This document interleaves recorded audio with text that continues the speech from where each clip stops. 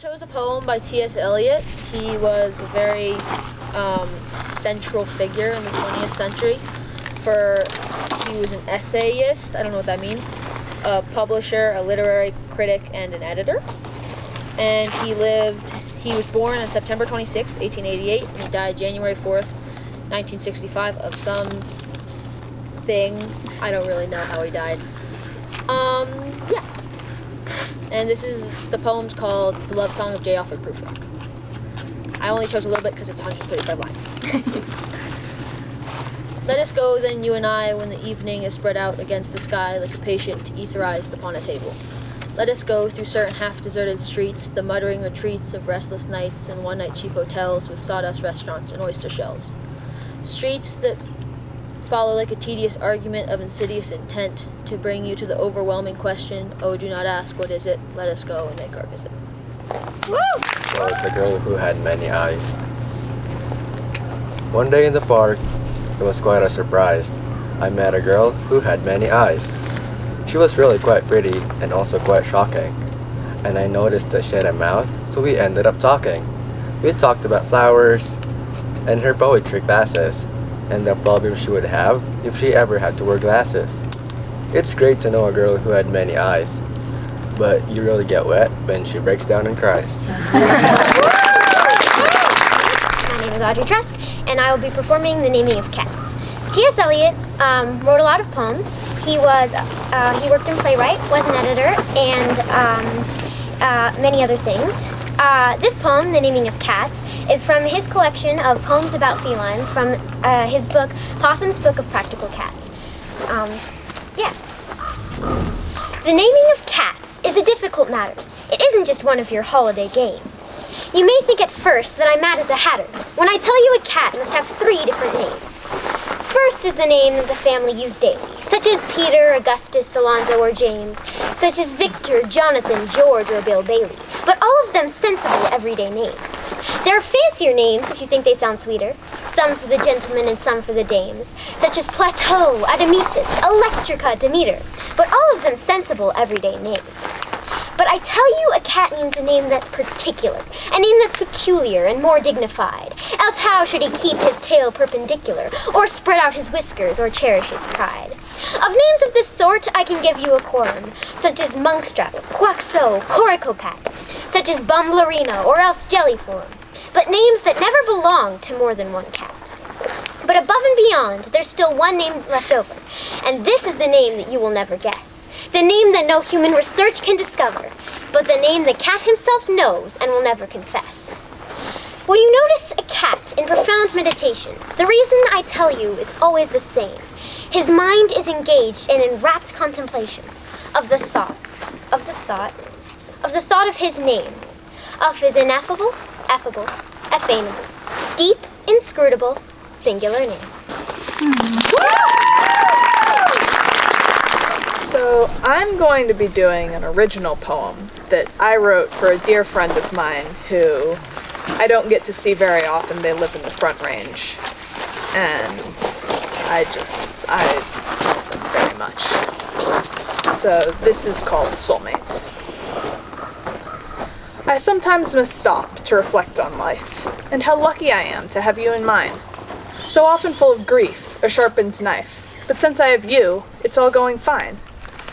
For someone like me to find their soulmate is something I never thought could be true. But here you are, so the world's not all hate. Though now I have no idea what to do. Now that I've found what some people search for, their entire lives completely in vain. And others believe is simply folklore. I'll do my best not to end this in pain. My dear soulmate, you are my sun and moon. Despite the distance, I'll be with you soon. The poem I'm going to do today is by Mary Elizabeth Fry. She was an avid florist, and she loved nature. You see her love for nature in this poem. I chose this poem because I like to think that death is not the end. Do Not Stand at My Grave and Weep by Mary Elizabeth Fry. Do not stand at my grave and weep. I am not there. I do not sleep. I am 1,000 winds that blow. I am the diamond glitz on snow. When you waken in the morning hush, I am the swift uplifting rush of quiet birds encircled in flight. I am the soft stars that shine at night. Do not stand at my grave and cry. I am not there. I did not die. Today I will be reciting the poem Somewhere I Have Never Traveled, Gladly Beyond by E.E. Cummings. And he was a poet, an author, and this poem he wrote is about how through finding love and falling in love with someone, you open up parts of each other that you didn't quite realize were there or had been untouched before. Somewhere I've Never Traveled, Gladly Beyond by E.E. Cummings. Somewhere I've never traveled, gladly beyond any experience, your eyes have their silence. In your most frail gesture are things which enclose me, or which I cannot touch because they are too near. Your slightest look easily will unclose me, for I have closed myself as fingers.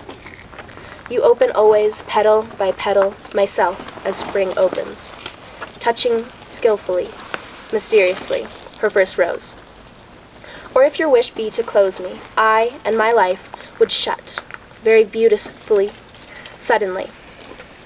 As when the heart of this flower imagines the snow, carefully everywhere descending, nothing which we are to perceive in this world equals the power of your intense fragility, whose texture compels me with the color of its countries, rendering death and forever with each breathing. I do not know what it is about you that closes and opens.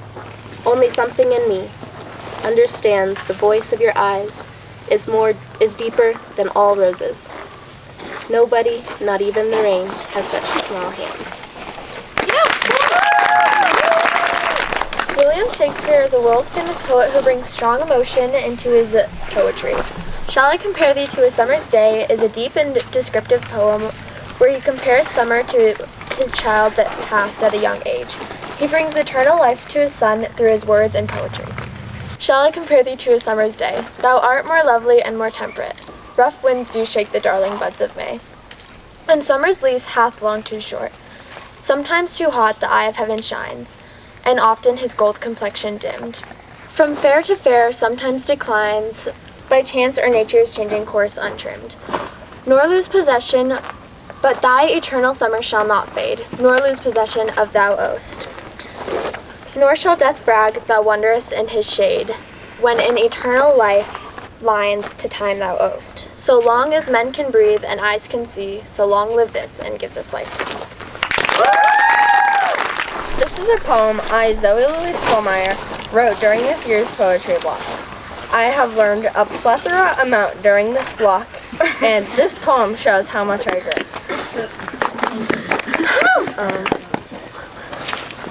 Rain drops on the porch. Cozy blankets make me warm. The fire starts to scorch, but still, my heart seems to feel torn. Maybe I could fix it with sparkle.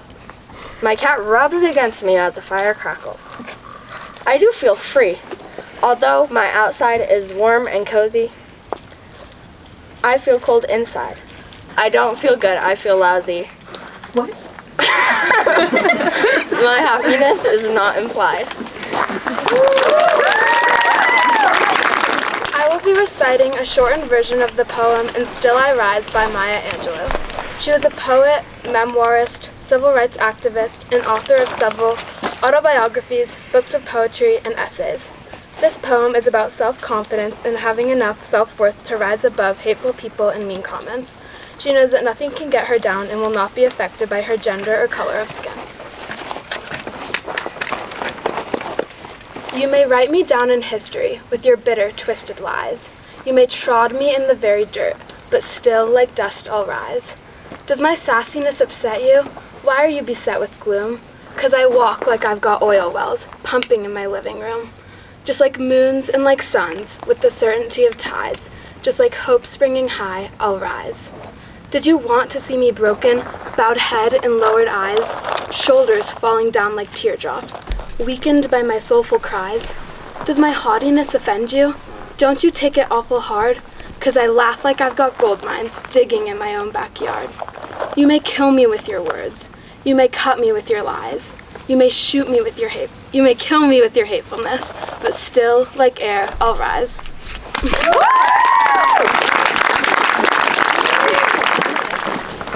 Okay, so I wrote this poem about a girl getting an arranged marriage because I just really like writing about that kind of topic because the emotions are like really strong and there was a lot of situations like that back in the day. So this is my poem called Trapped.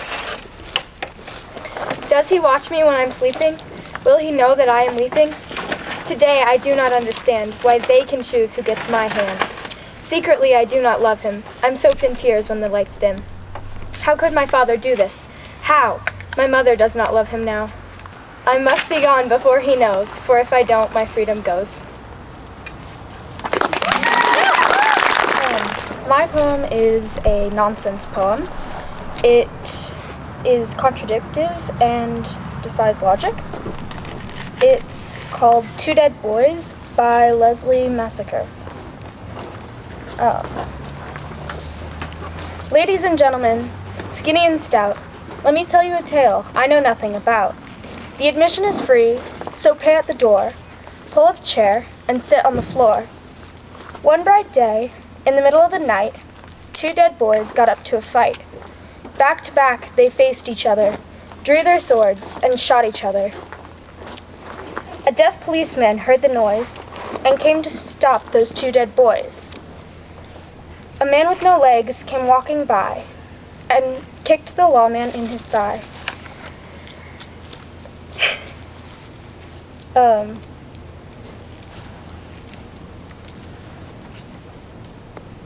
They crashed through the wall without making a sound, into a dry creek bed, then suddenly drowned.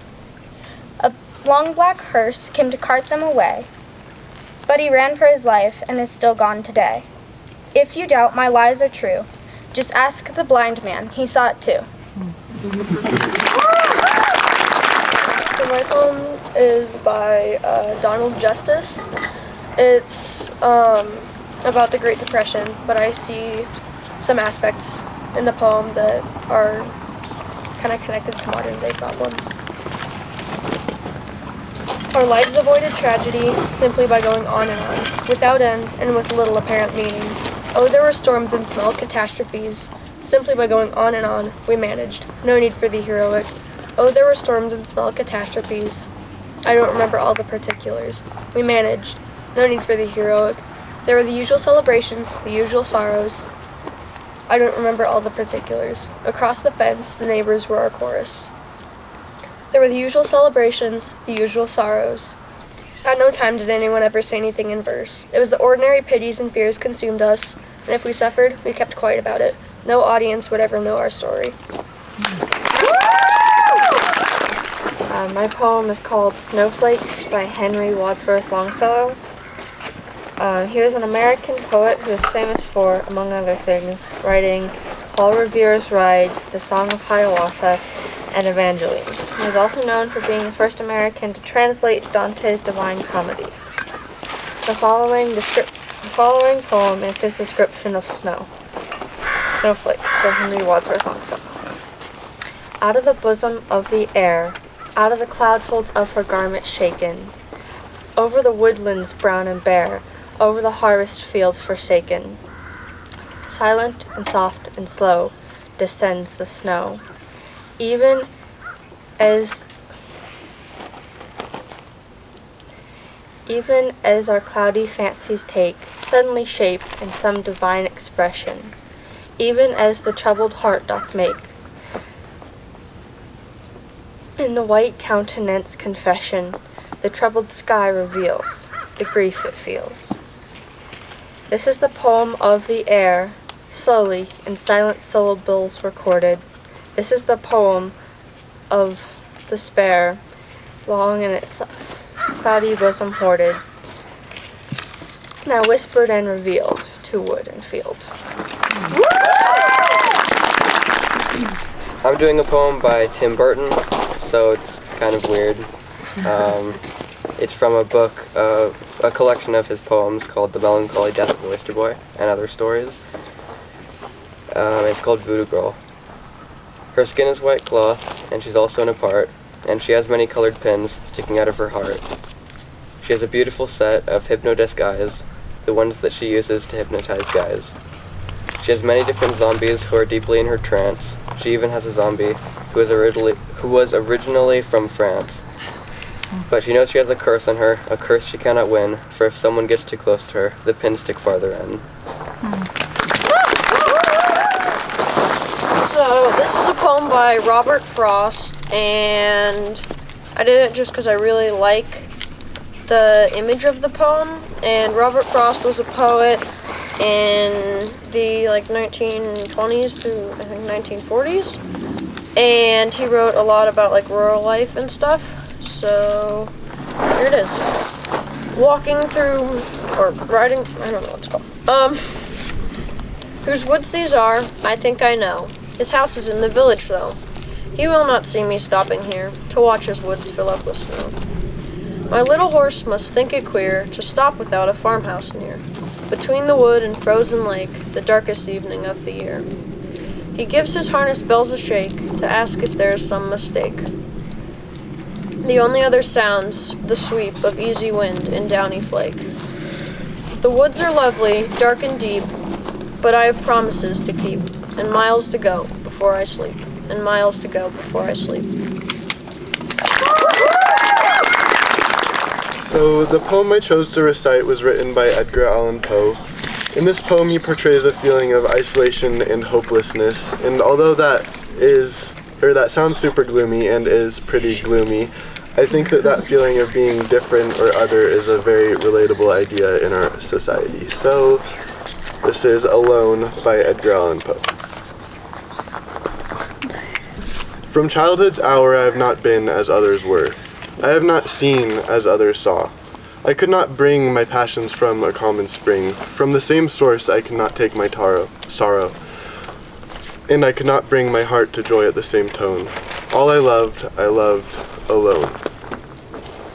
Then, in the dawn of a most stormy life, was drawn from every depth of good and ill the mystery which binds me still. From the torrent or the fountain, from the red cliff of the mountain, from the sun that round me rolled in its autumn tint of gold, from the thunder in the storm, and the lightning in the skies that passed me flying by, and from the cloud that took the form of a demon in my view. Woman writer, and her pen name is George Eliot. She wrote the book Mill on the Floss, which is a psychological novel. My poem I chose is from her book, and to me it symbolizes taking note of our gratitude for the earth. We could never have loved the earth so well if we had no childhood in it. If it were not for the earth, where the same flowers came up every spring that we used to gather with our tiny fingers as we sat lisping to ourselves in the grass. The same hips and haws on the autumn hedgerows. The same red breasts that we used to call God's birds because they did no harm to the precious crops. What novelty is worth that sweet monotony where everything is known and loved because it is known? Alright, this is a poem I wrote last night, and it's just about growing up by the ocean and how much it means to me and how important it is and what it feels like to go back. Listen to the water's power tumbling onto sand, a love that is unbreakable, a dance of sea and land. Eternal are these waves, they die yet are reborn. Forever they embrace this weathered rocky shore. Even under a sky of stars, still their song persists. I wish to disappear right here and melt into the mist. This is a poem called Cerebral, and I wrote it. And it's kind of a deep poem, so trigger warning for anyone. It's kind of just about my mental illnesses and what they do to my brain. So here it is. Feeling depressed when it got assessed, bipolar, anxiety, ADHD, these are the things that are killing me. Young days were the best, now every day is a test. High roller, up and down like a roller coaster. Walking on this black beach, cold and endless, my brain in fear. My brain is in a constant spiral of fear. Fear of this cold beach, cold and endless. My brain is ashamed of me, lonely, scared. If only they knew what happens in this cerebral prison. If only they knew what they did to me. This horrible material of darkness. My head is scrambled, stuck in a trance. At night the demons come to take me away, away from my scrambled brain, lost and alone. A free man's dream I live, but a trapped man I am. And until this cold world lets me leave, a trapped man I shall stay, until death takes my hand, damp and brittle, away I shall go, away from my prison. Was born August 28th, 1906, and he died May 19th, 1984. He was best known for his nostalgia for the near past, his exact sense of place, and his precise rendering of social nuance. This is called Death in Leamington. She died in the upstairs bedroom by the light of the evening star that shone through the plate glass window from over Leamington Spa. Beside her, the lonely crochet lay patiently and unstirred, but the fingers that would have worked it were dead as the spoken word. And nurse came in with the tea things, breast high mid its stands and chairs. But nurse was alone with her own little soul, and the things were alone with theirs. She bolted the big round window. She let the blinds unroll. She set a match to the mantel. She covered the fire with coal. "And tea," she said in a tiny voice. "Wake up, it's nearly 5. Oh, chintzy, chintzy cheeriness, half dead and half alive. Do you know that the stucco is peeling? Do you know that the heart will stop? From those yellow Italianate arches, do you hear the plaster drop?" She looked at the silent bedside, at the gray decaying face, as the calm of a Leamington evening drifted into place. She moved the table of bottles away from the bed to the wall, and tiptoeing gently over the stairs, turned down the gas in the hall.